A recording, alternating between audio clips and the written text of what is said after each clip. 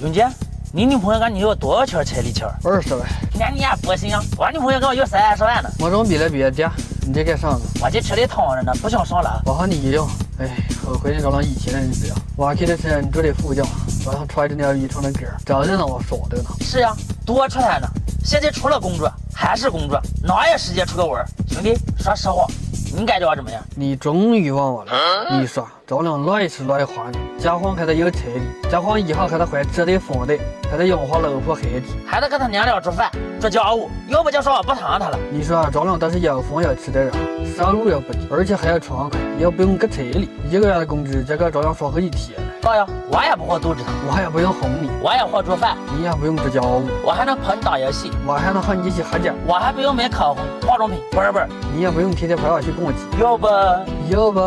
不，明天你有时间吗？我现在就请假。那我明天去接你吃饭，吃完饭找你去唱歌，唱完歌了再去洗完澡，洗完澡再去按摩，回来开合再上个分，一夜我对，一夜我对。